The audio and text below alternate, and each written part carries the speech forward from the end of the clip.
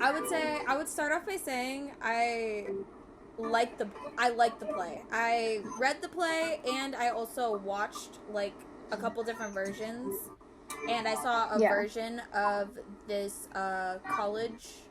these college kids doing it, and I really enjoyed it. Like I think that it's a really well written play. Your pages and pages pass, and it's like a joke from like the beginning of the act, and it's almost the end of like act one. Like Right. every single line is like, it sounds polite but it's not.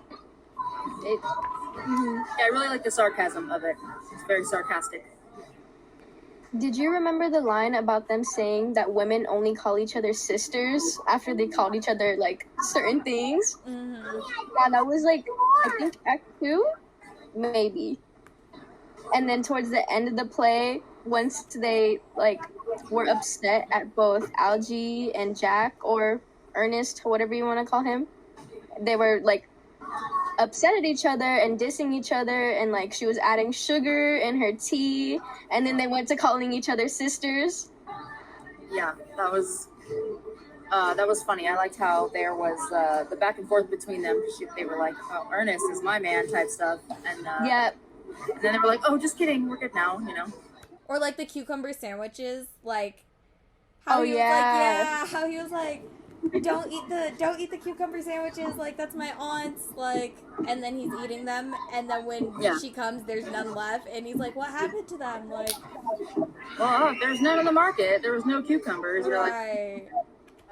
I like how he went behind Jack's back to play Ernest to His brother. Yeah. Cecily, which is, you're like, all right, calm down, Algernon.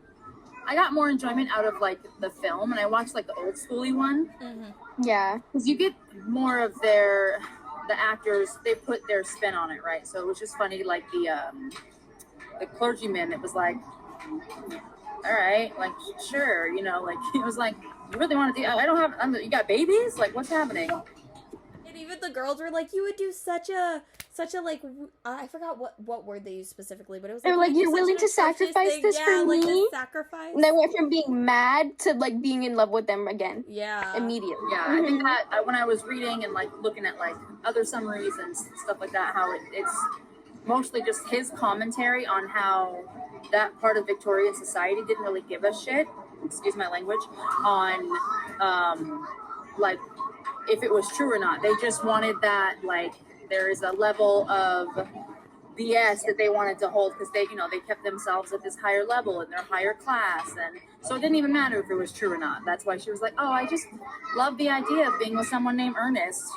And then he was like, oh, really? Oh, no. You know, it's just like, okay. The part where their aunt mentioned how they didn't want someone like low lifey to be in their family or to marry their family, but they end up realizing that he is their family. But at the same time, with his marriage with the other girl, the younger girl, I forgot her name. Cicely. And after finding out she had money, she was like, are you sure you want to marry him? He's in debt. But that's like your own heritage. Even though it was this like really negative social commentary on the Victorian era of the time, he still wrapped it up in a nice little bow at the end and was like, everybody's happy and the lies and deceit don't matter and they're all together, and you're just like, all right. Yeah, like just everything gets magically resolved within the last like couple pages. Did you guys expect the ending with him being the baby in the bag of...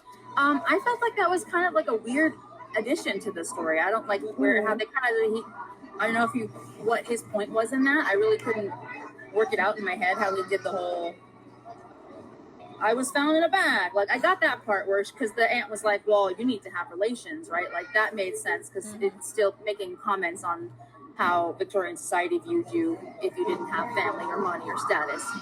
But then towards the end, it was like, I didn't understand how they worked that back in, and then he's like, oh, we're all related and now it's all great. So I'm still trying to figure that one out. I liked that it was like all kind of tied in, but like you're right, it is kind of just like what does that have to do with anything? But it's also ironic because she was basically bashing his parents or him for not having like present family, and then ended up being Her his family.